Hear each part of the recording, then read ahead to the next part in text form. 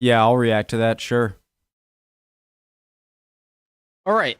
Hey guys. It's been a few days for me and I like to react to videos every day. And so when I take a few days off, I feel rusty and it's felt like a month, but it's only been like 3 days. So let's go. Eating in a London Blitz bomb shelter, preemptive like, tasting history with Max Miller, I believe it was. With Max Miller. I hope everyone's doing well. My name's Connor if you're new. I'm from the USA. I like to learn about things usually. If you're not ready to learn, let's just go. All right. Hope everyone's doing well. So, as you can probably tell from the name of the channel, he's about, creating videos through dishes throughout history. So when it comes to the London Blitz, I'm assuming it's going to be very basic ingredients through rations, and I'm excited to see what's up here. Let's go. During World War II, there was an I feel better already. All right. Ready. During World War II, there was an 8-month period in the UK known as the Blitz, where the German Luftwaffe would drop bombs all over the cities of Britain. Nearly every night, the people of London would descend into shelters like those set up in the London Underground. The food options down there were limited, but if you were lucky, you could expect some honey biscuits and a bowl of Blitz soup. So thank you to the new film Blitz, streaming on Apple TV Plus November 22nd, for partnering with me on this video as we dine in a bomb shelter, this time on Tasting History. So but if you were what I see here is kind of looks like a beef stew, but without beef and just more potatoes. So I clearly see potatoes and carrots. There are probably onions in there as well and something, salt and other stuff in the broth. But I have a question here. When it comes to things like potatoes and carrots, which I know are more hardy vegetables to grow and can grow in less desirable soil compared to some other vegetables. And I wonder if that's the reason for the abundance of potatoes and carrots, the fact that they can grow in the British soil despite not being maybe the best. Because I know like here in the Northeast USA, we don't have great soil. And so most of the farming history, if not all, did not really take place up here. But I know things like potatoes can grow in not great soil. So you get my question. So things like potatoes, carrots, onions seem to be like more hardy harvests. And I'm assuming that's why they're more plentiful. lucky, you could streaming on Apple Shelter, this time on Tasting History.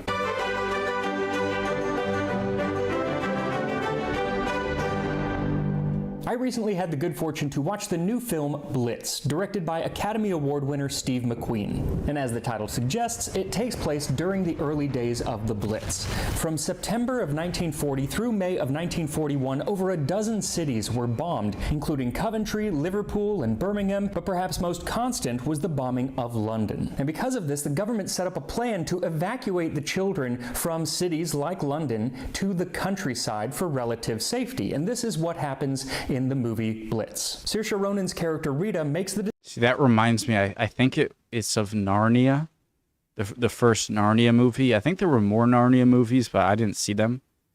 Lion, the Witch, and the Wardrobe, where they send their kids off to this is what happens in the movie Blitz. Saoirse Ronan's character Rita makes the decision to send her son George, played by Elliot Heffernan, to safety in the English countryside. My heart was pounding from the very opening of the film because it actually begins with the bombing of London, and it is intense, and it really doesn't let up until the end, because while the fictional story of George and Rita trying to find each other is emotional and hopeful, it is set and surrounded by the events of one of the most terrifying periods in history. And so every night in the film, as the German planes drop bombs on London, the characters are forced into the underground shelters for safety. And this, of course, led me to ask the question, what were they eating down there? Well, in the early days, it was basically whatever... Question. These were the vast majority, if not like 99.99%, were actual German planes dropping bombs over London or over wherever, right? Because I think of the V-2 rocket, but that wasn't until way later, right? And so when it comes to the Blitz, it was just German planes directly overhead. The characters are forced into the underground shelters for safety. And this, of course, led me to ask the question, what were they eating down there? Well, in the early days, it was basically whatever you brought with you. But very soon, after just a couple weeks, an army of women had been employed to start serving food out of what were known as canteens, or else they would go around the shelters and serve snacks and tea and things like that. And in November of 1940, a reporter from the Evening Standard went down into one of these shelters and talked about what it was like. Was anyone born in the bomb shelter? Because that looks like a really young baby, like a really young baby. Obviously not like freshly out of the womb. But that'd be a crazy story, knowing that you were born in... it had to have happened. Like that. And in November of 1940, a reporter from the Evening Standard went down into one of these shelters and talked about what it was like. Tea, cocoa, and soup were brewing in 3 electrically heated 10-gallon boilers. Some of the 6 girl attendants were serving these, others were patrolling the shelter pitches with trays of cakes, buns, apples, chocolate, the prices clearly marked on a notice pinned to their overalls. For 6pence, I bought a bun, piece of cake, pack of biscuits, slab of chocolate. So I decided to make 2 of the dishes that would have been available for purchase. Soup. I feel kind of stupid asking this, so I'm gonna... Is pence equal to penny? Okay, 1/100 of a pound. Okay. All right. The answer is yes. Never mind. Forget I asked biscuits. But because of the dishes that would... I'm usually not... I usually don't care if what I say sounds stupid. Why did I care there? Okay. Available for purchase. Soup and biscuits. But because of wartime rationing, which I covered in a video last month, making these required some ingenuity. So I found 2 recipes from the period that could help me along. For the soup, I looked to Gert and Daisy's wartime cookery book. Gert and Daisy being a popular comedy duo at the time. Their recipe is for something fittingly called Blitz soup, and while the recipe itself is very simple, I chose it because 1, the name, and 2, it comes with a little poem. When down to your shelter you flits, it may not be quite like the Ritz. If you drink something warm, you'll come to no harm, and the best soup to drink is the Blitz. P.S. Any vegetables can be used, and you'll find this a very useful soup to take to the shelter if you have to take cover. We hope you don't. Now, as this is a vegetable soup, it would be very ration-friendly, as fresh vegetables were never rationed, and many people were growing them in their home victory gardens. Now, they say you can use any vegetables you like, but they do recommend 1 carrot, 1 turnip, 1 leek or onion, I chose leek, 1 or 2 potatoes, a few bones. I'm using chicken bones because a lot of people were actually raising their own chickens, and because I had a chicken last night. Do you like scrape out the inside of the bones, or do you just pour it right in? Some celery or celery tops. Then it says 4 tumblerfuls of either stock or water, but it doesn't say how big the tumblers are, so I went with 6 cups of water. I'm sure that you can find that out. About 2 teaspoons of salt and 1 teaspoon of pepper. Then a teaspoon of meat extract or yeast extract. First, wash, peel, and chop all of your vegetables. What is the Australian thing? Australian... Vegemite. Okay, sorry, that's Vegemite. Marmite, Vegemite, similar? And then put them into a pot with the salt and pepper and the bones and the water. Bring this to a simmer and then set the lid on. Okay, full bones. And then the recipe says that you're going to simmer these vegetables for an hour, which frankly seems way too long, unless Gert and Daisy maybe had dentures. But it actually puts me in mind of a quote from the period from the Ministry of Food that said, "No country in the world grows vegetables better than we do, and possibly no country in the world cooks them worse." Then once you've simmered your vegetables basically to the point of mush, you can add a teaspoon of either yeast extract or meat extract. Stir it in and keep the soup warm while you prepare your honey biscuits. Now this recipe actually comes from a leaflet from the Ministry of Food, specifically leaflet number 21, Making the Most of the Sugar. This leaflet was filled with food, specifically... The best way of stretching the sugar ration is by making full use of other sweetenings such as saccharin,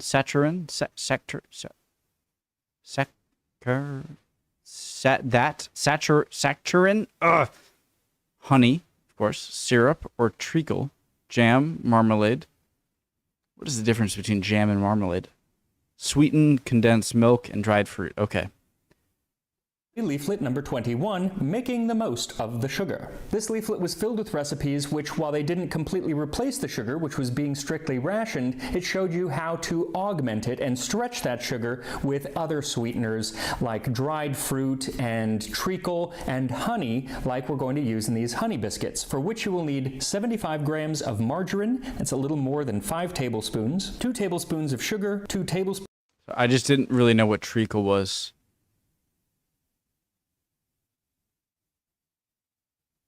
I think of fudge or like golden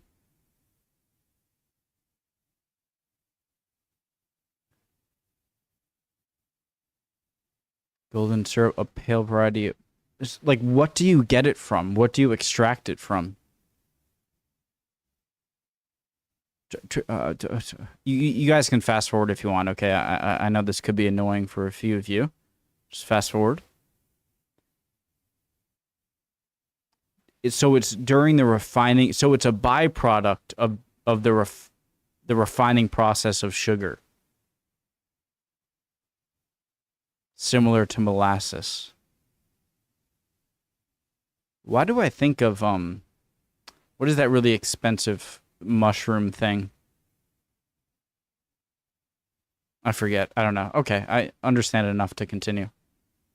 Spoons of honey, a scant 1.5 cups or 170 grams of which you will need 75 grams of margarine, that's a little more than 5 tablespoons, 2 tablespoons of sugar, 2 tablespoons of honey, a scant 1.5 cups or 170 grams of plain flour, 2 teaspoons of baking powder, 1 teaspoon of cinnamon, and a pinch of salt. First, cream the margarine and the sugar until it's nice and smooth, and then beat in the honey. In a separate bowl, sift in the flour, then whisk in the baking soda, cinnamon, and the salt, and then add that to the margarine mixture and mix until it's just combined. So sifting is just a better mixing method, right? That's all it is? Then turn the dough out onto either a floured surface or a piece of parchment and roll it to about 1/4 inch thick. I like to actually roll it between 2 pieces of parchment because it helps the dough not stick to the roller. Once they're rolled out, cut them into small rounds about 2 inches across, and then set them on a baking sheet and place them in the oven at 350 degrees Fahrenheit, 175 Celsius, and bake for 10 minutes. Now, eventually, both of these dishes were something that could have been sold in the shelters in the tube stations.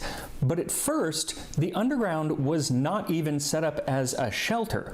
In fact, you weren't even allowed in. In the early days, they barred people from entering the underground stations, and they depict this in the film Blitz. And it made me ask, why was this happening? By the way, guys, clearly Blitz seems to be a part of his sponsor and everything. So if you're interested, make sure to go there. Does he have any promo codes or anything?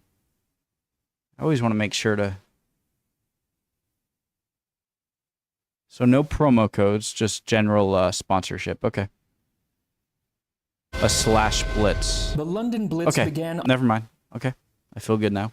On September 7th, 1940, as 364 bombers of the German Luftwaffe, escorted by 515 fighters, dropped bombs on the city's East End. That night, the East End burned. The dockside was ablaze. It lit up a great part of East and Southeast London. It was a night when London was ringed and stabbed with fire. As the bombs fell, people scrambled to find cover. Some went into private shelters or other underground shelters which had been prepared, but there wasn't enough room for many, many people, and so they went to the nearest underground station. But when they got there, they were barred from entering. Police actually stopped them from going into the stations even as bombs were falling. Why was this happening? Well, it all turns out that it was due to a man named Sir John Anderson. In October of 1938, as the likelihood of war seemed inevitable, Anderson was put in charge of air raid preparations. His main strategy was to equip people with a sheet metal cylinder that could be partway dug into their gardens at home. It ended up becoming known as an Anderson shelter. All well and good if you lived out in the country or in a large house and you had a garden. Not too practical for most of the people living in London who didn't have a garden, especially in London's poorer East End. Well, because of this, it would just make sense for the government to build a bunch of underground shelters in the city, right? Well, not if you were Sir John Anderson, who in 1938 told the House of Commons that apart from the difficulties and delays involved in any extensive scheme for deep bomb-proof shelters, I do not think we are prepared to adapt our whole civilization so as to compel a large proportion of our people to live and maintain the productive capacity. Okay, I'm trying really difficultly to, of course my immediate reaction is to be like, you evil piece of crap. I'm trying as hard as I can to just hear him out. It's not working so far. Compel a large proportion of our people to live and maintain the productive capacity in a troglodyte existence deep underground. Okay, not helping. Not helping. Dude, I'm giving you as much leeway as I can. It's not looking good. I guess he worried that they would become a race of mole people. Yeah, essentially he's... That's like... It's like, okay. No, they need to work. And also, we shouldn't be troglodytes while I live in my own place, so no. Actually, it was more that he was worried that they would get too comfortable down there underground and Jesus not come Christ. up to do work. Okay, Out fires and stuff like that, or work in general. This was something he termed deep shelter mentality. Warning that at all costs we must avoid the deep shelter mentality was given by Sir John Anderson, Home Secretary and Minister. And as late as mid-June of 1940, only months before the bombing started, Anderson said, "I am devoutly thankful that we did not adopt a general policy of providing deep and strongly protected shelters." So due to Anderson's theory of deep shelter mentality, that first... I understand. By understand, I understand his thought process, but that thought process means that you think other people are just cogs in the war machine that you don't have to face the same stuff to. And so the fact that I understand his thought process just makes him seem more evil. Night of bombing, the tube stations were completely closed off and people could not get in. But by the second night, people had kind of figured out a way to circumvent this by buying a ticket for the tube as if they were going to ride the train during the day, going down, and just refusing to leave come nightfall. And eventually, people just busted in. They stormed the Liverpool Street station and went downstairs. A similar situation took place on September 14th. When 50 workers and their children where was he living? Had lost their homes in Stepney, the neighborhood where many of the characters from the film live, ended up forcing their way into a shelter underground, but it wasn't one of the tube station shelters, rather it was the private shelter at the Savoy Hotel. Now, despite the government's best efforts to keep people above ground during the bombings, it wasn't long before families from the East End with scraps of bedding jostled West End folks with luncheon baskets and expensive traveling rugs in underground stations in the metropolitan area last night.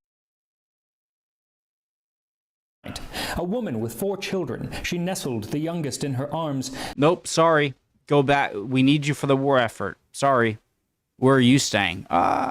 Said that she and her family had been using the tube as a shelter for more than a week. "It's quiet and comfortable here after the last train goes through," she said. "We cannot hear the guns. We sleep and sleep soundly." Nope, sorry, go out. The bombings, the government was still discouraging people from using the tube stations as shelters. The Ministries of Home Security and Transport last night issued an appeal to the good sense of the people, and particularly to able-bodied men, to refrain from using tube stations as air raid shelters, except in case of urgent necessity. If literal bombs falling... If you were a person making... There's such a difference between making this... what's the word? Recommendation. If you are also one of the people that can't go into the tubes, and you're like, I, as well as you, as able-bodied people, need to continue the war effort outside of the tubes and let the women and children go into the tube tunnels. But if you are not in that same class and you are not working outside of the tubes to continue the war effort and saying that, you need to be shot or something. Air raid shelters, except in case of urgent necessity. If literal bombs falling from the sky do not count as urgent necessity, I don't know what does. Well, eventually the government kind of threw up its hands and were like, fine, and they allowed 79 tube stations to be used as underground shelters under the administration of Admiral Sir Edward Evans, known as London's shelter dictator. Those 79 stations, along with Evans, known as London's shelter dictator. Those 79 stations, along with many shelters that were not tube stations, began to be outfitted for continuous use. And he promised shelters for everyone, no queues, season tickets for 1 million nightly shelterers, and heat wherever necessary. Yes, season tickets. You had to have a ticket to use these shelters. You didn't just get to run in when the bombing happened. And the tickets were 1.5 pennies, or about 50 cents today. So it wasn't really about the money as much as about just securing a spot, making sure that there was enough space for everyone in a particular shelter. Can't you do that by a number system without involving money? It was deemed too dangerous to have because if you involve money in it, then it looks like you're just saving the more rich people, which I'm laying sure. on the tracks or sleeping on the stairs, which during the early days Iconic they absolutely photos. did. So this allowed people to secure a bunk and know that they would have a place when the bombing began. By October and November of 1940, 3-tier bunks were being installed in the tube stations, as well as places to get drinking water and, most importantly, toilets. A significant upgrade from the bucket system used in the early days of the Blitz. This is also when the sale of food began to appear in the shelters because, again, during the early days, you had to bring your own food. There was actually a leaflet put out by the Ministry of Food that made a suggestion of food for your air raid shelter. If possible, hot drinks should be taken into the shelter. If you have a vacuum flask, fill it with hot soup, tea, or coffee. Plain biscuits with a handful of sultanas or a piece of chocolate are most sustaining. Sultanas? So are sandwiches made with cheese, sardine, or canned salmon. Children need plenty of water to drink. Barley sugar is excellent for them. While I was in London last year, I actually met a gentleman who had been a child during the Blitz, and he recalled being sent into their Anderson shelter. They had an Anderson shelter. It wasn't the underground, but he talked about some of the foods that they had, and he actually didn't remember any of the good stuff. What he remembered was that they would have to have cod liver oil and something called viral malt, which was a supplement made from bone marrow. He was not a fan. Something really is cool to me about old newspaper articles. Just in the fact that they're the purpose of them is to inform then current day people of what to do in then current day times, and kind of like a time machine. Viral malt, which was a concentrated food of proved growth promoting value. a supplement made from bone marrow. He was not a fan. Now, something I did not think about when I was kind of first starting to research this was how to keep the dust off of the food. Because during this period, Asbestos. buildings which had been around for hundreds of years were collapsing. So the Ministry of Food put out a pamphlet giving instructions for protection from bomb dust. Never leave food uncovered. The thick dust which settles after blast due to a bomb explosion frequently renders food unfit to be eaten. This dust even penetrates cartons and wrapping. Cover any food which is not in boxes or tins with a thick cloth or dust sheet. This will also keep out fine splinters of glass. So in those first weeks, it was up to you to provide, hopefully, dust-free food in the air raid shelter.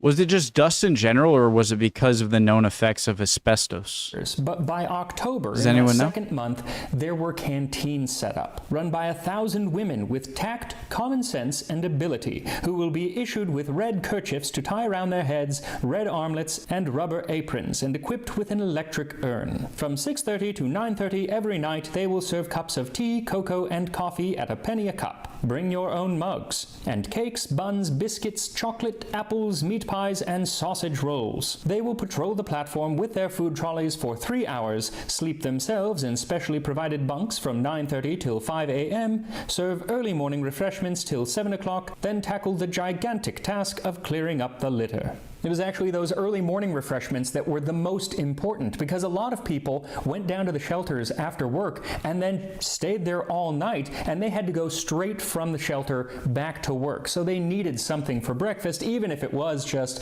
a cup of tea or coffee. And so the Ministry of Food had a bunch of coffee stations set up around the different shelters. Coffee stalls roll up to help the shelter crowds. Sugar guarantee, I was told at the ministry today. The coffee stalls are guaranteed adequate supplies of tea, sugar, and other essentials, which they buy through the ordinary trade channels. One of the people running these coffee stalls, along with The idea of like wanting to get in calories no matter what in a modern day society where like a lot of people That's such. There's a few things I want to say. Both like I'm not saying that nonstop warfare is a good thing. I shouldn't. Why am I even saying that? Obviously, you don't think I think that. But it brings out a certain spirit in society when everyone is suffering, that people kind of come together. But also the idea that like your body just needs calories and you need to eat, which I only think about in like wilderness scenarios if you get lost in Canada or Alaska, that you need to know. But being in a urban environment, knowing that just calories are important is a crazy concept to me. I'll be right back, guys. I gotta pee quick. Okay, I'm back. All right, I'll wash my hands. Canteen, the ordinary trade channels. One of the people running these other essentials, which they buy through the ordinary trade channels. One of the people running these coffee stalls, along with a number of canteens, was a woman named Miss Edith Gowans, and she had a team of 1,000 young women working for her. They dressed in green overalls and cherry red turbans and served coffee and tea out of long-spouted teapots. Miss Gowans is proud of her long-spouted teapots. They were designed by a... Yeah, it looks like your classic gardening watering can. London transport official, and they are the shape of an ordinary 2-gallon watering can with a long spout. Miss Gowans and her girls see to the babies' bottles, too. They sterilize them before filling them with milk and water. The great thing about these canteens was that it provided people with food even when they were down in the shelters. Guys, this feels a little weird to ask. So I don't have any kids. I've never been a father, or a mother. I'm not a mother. So does the baby from birth to like 6 months or something only survive on breast milk? Genuine, serious question by me. I know I could Google it, but I wonder if anyone knows. The issue was that that's fascinating if that's the case. It provided people with food even when they were down in the shelters. The only issue was that it also put a strain on some of the supplies, leading to shortages, especially for things like candy. Canteen demands. Shortage of boiled sweets is due to the enormous increase in demand, as well as to the 50% cut in sugar confectionery. The manager of one big confectionery manufacturer told me the canteens and the shelter people are largely responsible. You will find that most confectionery shops near shelters are sold out almost as soon as they get their supplies. This is because people in the shelters are buying more sweets for sustenance purposes. I love that he calls them shelter people. It's actually a lot nicer than another moniker that some people use to refer to those who did use the shelters. We shelterers at Belsize Park Tube Station are boiling with indignation at the appearance in your column on January 1 of the letter referring to us tube shelterers as yellow and as shelter rats. Yes, there was a portion of the population who considered those people who used the shelters to be cowardly and thought that it was better to just stay in your home hoping it didn't get bombed. Luckily, it does seem that that was a very small minority of the population, because as the days went on, the shelters began to be used more and more, so much so that the government decided to create some permanent shelters called deep-level shelters. 10 were commissioned, though only 8 were fully constructed. Built 30 meters below ground and stretching 400 meters in length, each shelter could accommodate 8,000 people and included permanent bunks, lavatories, medical bays, and 8 canteens in each shelter, which would serve soup, sausage rolls, meat pies, and cakes, along with hot beverages. Question. If a bomb were to directly hit right on top of the shelter or on top of a subway station, obviously it would depend on how deep the station is. But could it still penetrate, or were you virtually immune to bombings if you were in the shelters or subway stations? Do you guys know what I'm asking? I'm not saying that it won't obviously be more safe than if you were in a building above ground, or even a basement in a building above ground, but were you completely immune? Like, were most German bombs incapable, even if it scored a direct hit, of penetrating shelters and permanent subway bunks, stations? Lavatories, medical bays, and 8 canteens in each shelter, which would serve soup, sausage rolls, meat pies, and cakes, along with hot beverages. though by the time the shelters were finished, the Blitz had actually ended, so they were used mostly for storage throughout the war. It wasn't until 1944, when Germany renewed its attacks, this time with the V-1 and V-2 rockets, that they began being used once again. Now, this second round of attacks near the end of the war led to a renewal of the program of sending children out of the cities into the countryside, often to live with relatives or friends, but even more often to live with complete strangers. They didn't know the people. It was just people letting children into their homes. And it must have been a very difficult decision for parents to make. Yes, you're keeping them safe, but you're also sending your child away to live with someone you don't know for who knows how long, and you don't know that you'll be around when it's time for them to come back. And this is the decision that Saoirse Ronan's character Rita has to make at the beginning of the movie Blitz. Luckily, I don't have to make that kind of decision. I just have to decide whether I want to eat my honey biscuits or my Blitz soup first. And here we are. Blitz soup and honey biscuits as were served in the underground shelters during the London Blitz. So I'm going to start with the Blitz soup, which I gotta say, it smells really good, but it is mush. I mean, it's not, you can still tell that these are vegetables, but they are very, very soft, and some have actually just disintegrated. But here we go.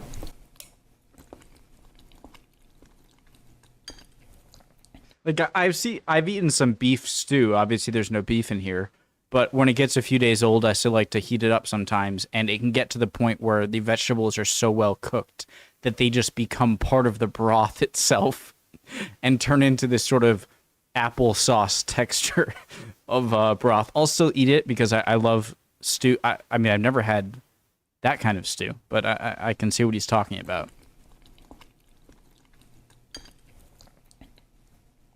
It's actually really good, though. There's a little spice to it.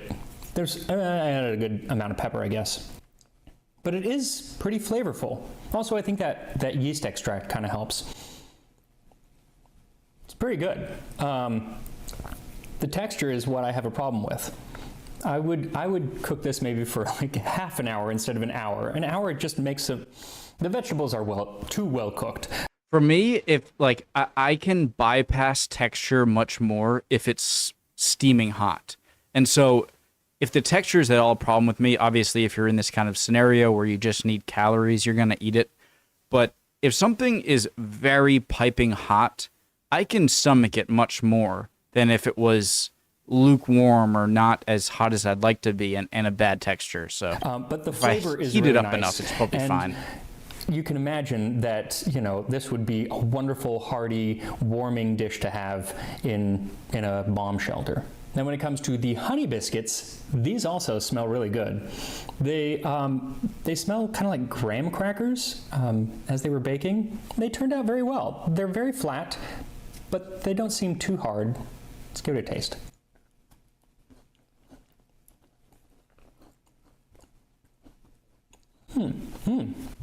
So they're not super sweet because, you know, it's just a little bit of sugar and a little bit of honey. Mm-hmm. But that really allows the honey flavor to come out. I think you could use a little bit more cinnamon too.